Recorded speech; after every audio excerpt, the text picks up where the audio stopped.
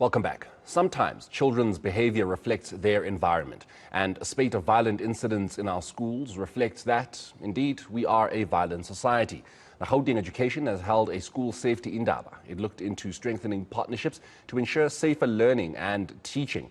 Now, let's discuss this with Gauteng Education spokesperson Steve Mabona. A very good morning to you, Steve, and thank you so much for your time. So, I think it's worth commending, that there's an Indaba that is taking place. You've allowed the exams to go past, and therefore you're focusing as soon as you possibly can on ensuring that, the matter of violence in schools and even in areas surrounding our schools is being addressed. But we're hoping that this is not going to be an isolated Indaba, an isolated situation, an isolated method of address, that we're going to keep having this, because violence will not only be once or twice here or there, it's going to continue to happen. So I would imagine so will the Indaba.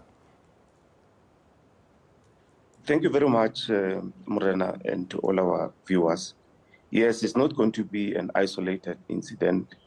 You will recall that we have actually tasked our School of Governance, that is the Matthew Koniwe School of Governance and Leadership, just to assist us with a reflection on the assessment, check the environment for us on how are we doing when coming to school safety in a broader perspective, not looking only on certain elements and leaving the others.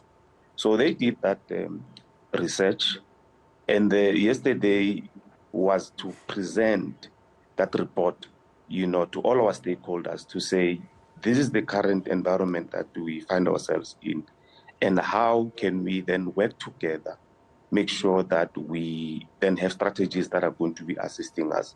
So we will, on a continuous basis, be working with all our stakeholders, make sure that we enhance where we really need to enhance. Because the report was saying that we have over 245 schools which we have classified them as high-risk schools when coming to school safety in a broader sense, looking at how accessibility is controlled at the school, look at the school safety, whether do we have committees that are assisting us in those schools, the patrollers, how many do we have, and how well trained are they in terms of the school environment? Because remember, our patrollers are trained by the police. Yeah. Now, when they come to our schools, how well trained are they with the environment? We'll look at the school, itself, the burglaries that are happening in our schools. How are we reporting? How are we relating with the police? So it was a broader report which was presented, and we have inputs that we got from the Indaba as well. It's all good and well to have an Indaba and to speak to certain stakeholders, but it most importantly at the heart of it is the students themselves, the pupils, the scholars, those that are affected by the violence, be it among themselves or from an external point of view. So, are they involved? Are they being involved? Are they being spoken to? Are they being heard? Being asked the relevant questions? And to perhaps add on to that, are their parents, their families, their friends and such? Are they also being involved? Because if you're not involving the people that it affects, I would imagine this becomes all futile. Yes, no, they are involved. The report was canvassed in almost all the schools. That's why we will tell you that over the 2,000 schools that we have in Gauteng, half of them, one way or the other, they did experience some burglaries. And then when you look at the behavior of learners, hence we work with the Department of Community Safety and Liaison and the police. You will have your search and seizure, which are unannounced in our schools, to make sure that the environment is safe, not only for learners, but for educators, for anyone who will then be accessing a school. So remove weapons, remove things that are unwarranted, which might be carried by learners.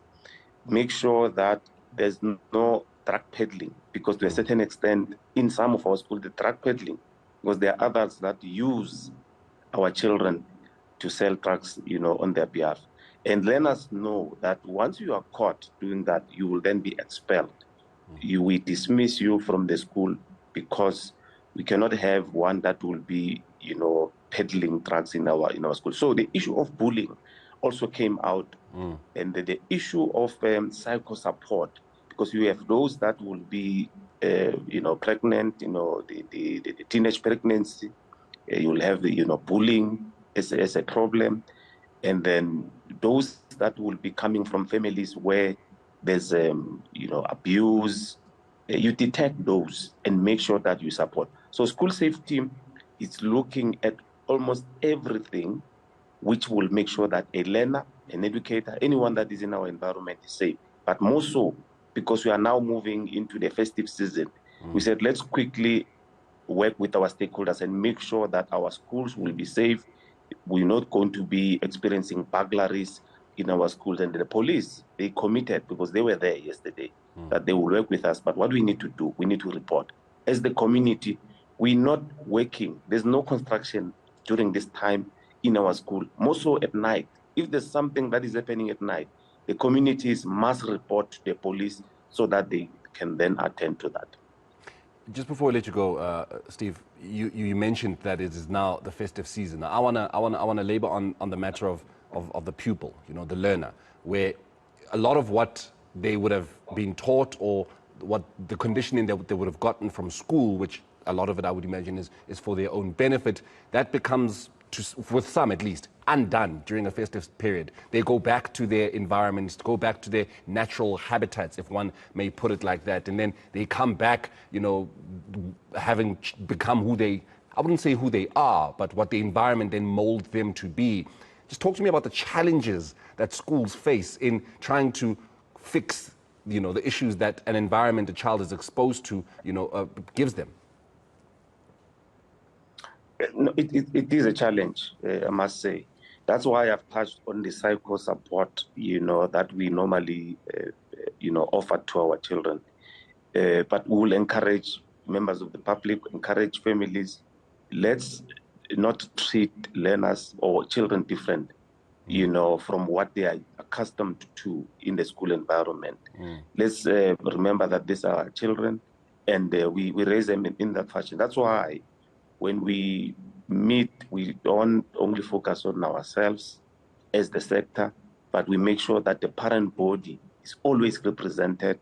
I mean, in that meeting, the parent body was represented there.